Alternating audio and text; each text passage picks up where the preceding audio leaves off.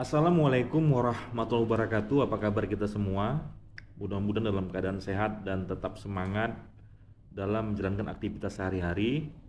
Baik, pada kesempatan video yang berbahagia ini kita masuki video pertemuan kelima kita di dalam mata kuliah pengantar manajemen.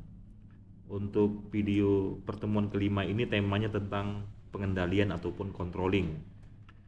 Jadi pengendalian ini merupakan salah satu fungsi pada manajemen yang sebelumnya kita sudah membahas planning atau perencanaan, organizing atau pengorganisasian, actuating atau leading, pengarahan dan kepemimpinan, serta sekarang kita membahas tentang controlling atau pengendalian.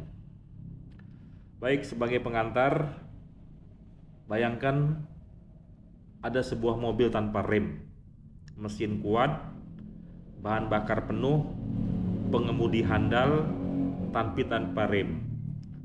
Semua itu bisa berakhir di jurang. Nah, ini analogi yang sederhana ya. Sudah punya mobil, sudah ada driver, tinggal dijalankan, tapi ternyata mobil tersebut tidak punya rem. Jadi analogi sederhananya seperti itu. Organisasi yang tanpa pengendalian, tanpa controlling, seperti mobil tanpa rem, tentu bisa terjerumus masuk ke jurang. Nah, inilah yang mau kita coba bahas, bagaimana sebenarnya makna ataupun fungsi pengendalian dalam manajemen. Baik, untuk penjelasan berikutnya ya. Jadi setelah organisasi itu punya rencana, punya planning, ya, kemudian mengorganisasikan, ya, menempatkan orang-orang yang akan bekerja atau organizing, kemudian mereka digerakkan atau dipimpin atau leading, maka langkah berikutnya adalah perlu adanya satu kegiatan pengendalian agar semuanya bisa berjalan sesuai dengan arah yang ditetapkan. Inilah fungsi controlling, yaitu proses mengukur, ya, yaitu proses mengukur kinerja, kemudian membandingkannya dengan standar dan mengambil tindakan korektif bila ada penyimpangan. Nah, secara sederhananya tadi ini sudah ada planning untuk mencapai tujuan yang diharapkan, ada tahapan-tahapan. Nah, fungsi controlling memastikan semuanya berjalan menuju ke arah tujuan yang ditentukan. Nah, apabila dia melenceng, maka perlu dikembalikan lagi. Apabila dia melenceng, perlu dikembalikan lagi ke arah yang sudah disusun, sehingga organisasi ya akan mencapai tujuan yang diharapkan sesuai dengan rencananya. Nah, menurut Josh L. Terry, controlling is determining what is being accomplished, ya.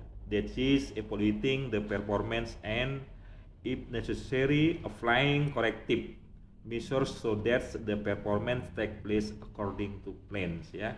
Jadi intinya pengendalian bukan sekedar mencari kesalahan, tetapi menjaga agar pekerjaan tetap sesuai dengan rencana. Baik, kita lanjutkan untuk tujuan pengendalian. Tujuan pengendalian itu ada 4 ya. Yang pertama, menjamin tercapainya tujuan organisasi. Kemudian yang kedua, mendeteksi penyimpangan sedini mungkin. Yang ketiga, meningkatkan efisiensi dan efektivitas kerja. Dan yang keempat adalah memberikan dasar untuk evaluasi dan perbaikan berkelanjutan, ya. Jadi dengan adanya fungsi controlling tadi, maka ada keterjaminan bahwa organisasi akan tercapailah tujuannya. Kemudian apabila ada hal-hal yang menyimpang bisa dideteksi, kemudian bisa diantisipasi sedini mungkin, kemudian secara otomatis nanti akan tercipta yang namanya efisiensi dan efektivitas kerja.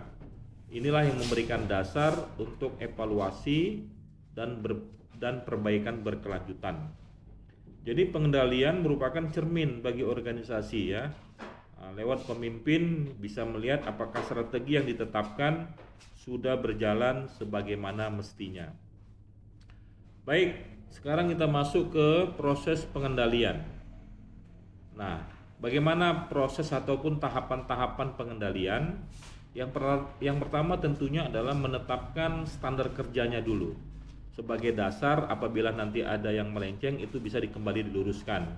Misalnya target penjualan ya, atau biaya produksi, atau waktu pengerjaan, ataupun kualitas pelayanan. Ya, misalnya target penjualan dalam tahun ini atau mungkin per triwulan atau mungkin target per bulan, tapi biasanya target itu per tahun. Misalnya diinginkan target penjualan itu 1M. Nah, maka kalau di breakdown per 3 bulan setidaknya harus ada capaian sekitar 350 juta per 3 bulan. Maka di breakdown lagi, apabila ditargetkan per bulan, maka setiap sales harus mencapai target 100 juta. Nah, dalam masa pencapaian per bulan 3 bulan tadi, ini bisa dievaluasi. Apakah nanti pada akhirnya di akhir tahun tercapailah angka 1M tadi. Nah, itu harus ada standar kerja. Kemudian yang kedua adalah mengukur hasil aktual ya.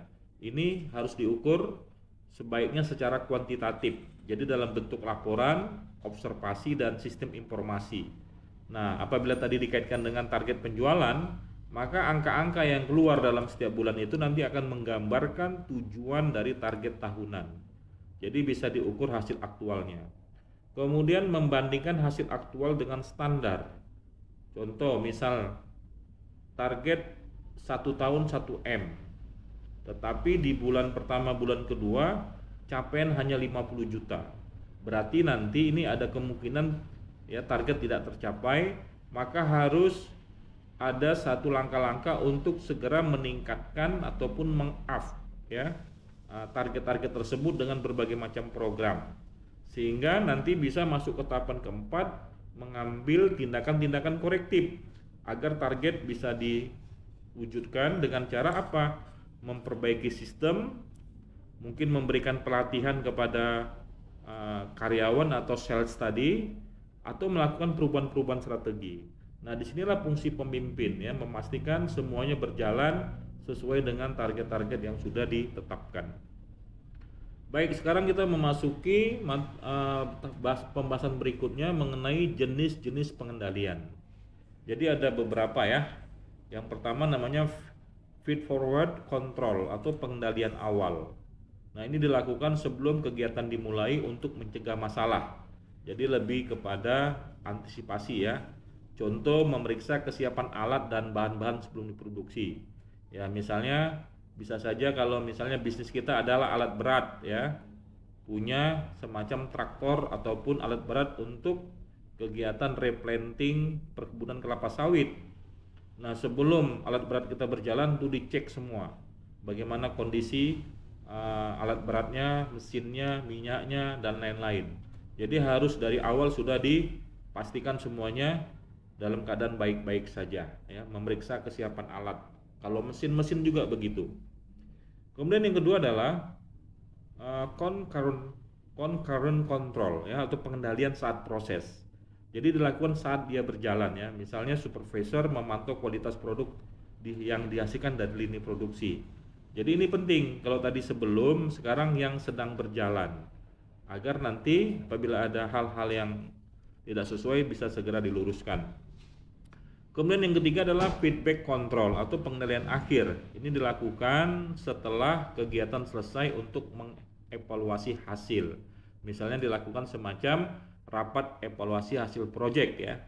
Jadi apa yang sudah berjalan, kemudian bagaimana hasilnya, kemudian dievaluasi agar nanti hal-hal yang perlu diperbaiki bisa segera diperbaiki. Lanjut ke 6, sekarang bagaimana prinsip-prinsip pengendalian yang efektif. Nah, prinsip-prinsipnya yang pertama harus berorientasi pada tujuan organisasi. Makanya penting semua anggota perusahaan itu memahami apa yang menjadi visi dan misi, apa yang menjadi tujuan organisasi, agar semuanya bergerak mengarah kepada tujuan organisasi yang diinginkan. Kemudian tentunya tepat waktu ya dan relevan dengan aktivitas yang dikendalikan. Nah, salah satu ukuran kesuksesan organisasi itu ketika tujuan itu tentu pertama adalah sesuai dengan time-nya, waktunya, dan memang relevan sesuai dengan kebutuhan organisasi. Kemudian yang ketiga, bersifat fleksibel. Nah, mungkin di lapangan perlu ada penyesuaian-penyesuaian perubahan lingkungan yang terjadi, bisa bersifat eksternal, bisa bersifat internal, karena kita tahu ya, lingkungan organisasi itu ada nanti lingkungan-lingkungan eksternal seperti kondisi politik, ekonomi, sosial budaya, teknologi, kondisi hukum dan lingkungan yang semuanya itu bisa berdampak terhadap aktivitas organisasi. Maka apabila kita tidak bisa mudah untuk adaptif dan fleksibel, maka organisasi nanti akan mendapatkan kesulitan dalam menjalankan aktivitasnya. Dan berikutnya adalah berbasis data, tidak boleh hanya sekedar asumsi-asumsi, ya. Jadi semuanya diukur dengan data, semuanya bisa diukur dengan angka-angka, sehingga tidak ada pengambilan kebijakan yang didasarkan dengan sekedar intuisi atau asumsi. Ini berbahaya ya. Maka penting organisasi itu memiliki cara agar setiap aktivitasnya itu bisa dikuantitatifkan atau diukur dengan data-data sebagai dasar untuk mengambil kebijakan. Kemudian berikutnya adalah bagaimana prinsip pengendalian efektif ini juga bisa berdampak terhadap memotivasi karyawan ya, bukan hanya sekedar menakuti. Nah, ini penting ya, karena seringkali perusahaan hanya melakukan pendekatan-pendekatan punishment atau hukuman, tapi pada saat yang sama tidak sejalan dengan bagaimana bisa memberikan motivasi secara intrinsik atau motivasi dari dalam. Ya, misalnya bagaimana agar pegawai bekerja dengan optimal ya, maka pimpinan harus bisa memberikan motivasi yang bisa mengarah kepada pekerjaan itu bukan hanya sekedar misalnya hanya tentang gaji atau hanya tentang hak-hak yang harus dipenuhi, tapi bagaimana membangun suasana kerja yang baik ya, sehingga semua karyawan merasa bahwa mereka diperhatikan dan diberikan semacam kasih sayang ya, sehingga nanti organisasi bisa bekerja dengan suasana persaudaraan yang tinggi tanpa harus berorientasi kepada materi. Nah, ini penting untuk memotivasi karyawan supaya bekerja secara lebih optimal. Berikutnya yang terakhir ya, atau di akhir-akhir pembahasan kita lihat studi kasus. Misalnya di sebuah perusahaan rintisan atau startup di bidang logistik, semangat tim sangat tinggi di awal. Namun setelah 3 bulan berjalan, muncul banyak keluhan pelanggan. Pengiriman terlambat, stok barangnya salah, kemudian biaya operasional juga membengkak. Nah, setelah ditelusuri ternyata tim belum memiliki sistem pengendalian yang jelas, sistem kontrol yang jelas. Tidak ada laporan rutin, tidak ada evaluasi mingguan, bahkan tidak ada target yang terukur. Nah, setelah perusahaan menerapkan sistem kontrol sederhana dengan membuat laporan harian, rapat mingguan, dan pelacakan digital, masalah pun mulai teratasi. Nah, pelajaran pentingnya ternyata memang penting. Tanpa pengendalian semangat saja tidak cukup, organisasi bisa kehilangan arah. Memang ya, manusia ini sebenarnya kecenderungannya dia bisa saja berbuat salah, atau mungkin kecenderungannya dia semangatnya naik turun. Maka inilah pentingnya fungsi kontrol untuk membangun semangat kerja, menjaga stabilitas semangatnya, serta menjaga hal-hal agar karyawan bisa bekerja pada relnya atau on the track-nya. Ya, makanya perlu ada evaluasi, ada rapat, ya, ada laporan dan lain-lain. Nah, apabila kita kaitkan dengan kehidupan kalian sebagai mahasiswa, ya, maka ada beberapa hal yang bisa diambil pelajaran dalam konteks mahasiswa ya. Bagaimana fungsi kontrol bisa dilihat dari hal-hal sederhana. Misalnya kalian harus menetapkan target belajar, lalu menilai apakah sudah tercapai belum. Jadi kita buat jadwal target setiap jam berapa kita belajar, dan mungkin ada tugas-tugas yang disampaikan oleh dosen yang harus dijawab. Nah, itu dikontrol waktunya supaya jangan sampai nanti menumpuk ya. Kemudian juga mengevaluasi jadwal kuliah apakah sudah efektif ya. Nah, kemudian mengoreksi kebiasaan-kebiasaan yang membuat produktivitas itu menurun. Nah, seringkali kita mungkin lalai atau mungkin menganggap sepele atau menunda-nunda. Sehingga nanti ketika dikerjakan, misalnya ada tugas-tugas yang nanti dikumpulkan pada saat menjelang UTS. Tetapi karena kalian lalai, itu kalian tumpuk-tumpuk, akhirnya kalian kerjakan menjelang UTS benar. Sehingga apa yang terjadi? Kalian mengerjakannya asal-asalan, tidak optimal, sehingga dosen pun memberikan nilai yang kurang memuaskan, sehingga berdampak pada nilai akhirnya. Nah, inilah yang pentingnya kita namanya self controlling atau kontrol diri kita. Ini adalah hal paling sederhana yang sebenarnya bisa diterapkan dalam kehidupan pribadi kita. Jadi penting, kita sendiri pun perlu kita kontrol diri kita agar kita berjalan atau menjalani kehidupan ini sesuai dengan target-target yang sudah kita susun dalam kehidupan kita. Baik, terakhir penutup ya. Sebagai kata-kata penutup, pengendalian bukan berarti mencurigai atau mengawasi terus-menerus, tetapi memastikan semua bergerak sesuai dengan arah yang telah ditentukan. Seorang pemimpin sejati bukan hanya pandai memberi semangat, tapi juga bisa membaca data, bisa melihat realitas, dan juga berani memperbaiki arah. Bila terjadi penyimpangan, maka segera diperbaiki. Jadi control is not about power ya. Jadi pengendalian bukan sekedar tentang kekuasaan, tapi it's about responsibility. Tapi ini tentang bagaimana tanggung jawab semua pihak yang ada dalam organisasi supaya organisasi itu bisa berjalan sesuai dengan tujuan yang diinginkan. Ibarat sebuah kapal yang ingin menuju Pulau Harapan, tentu di dalam perjalanan ada kendala-kendala yang bisa jadi tidak mengarah kepada tujuan, maka seorang nahkoda harus bisa memastikan arah kapal sesuai dengan tujuan yang sudah direncanakan, yakni Pulau Harapan. Ini sangat sederhana analogi ini sesuai dengan penyampaian materi-materi saya sebelumnya.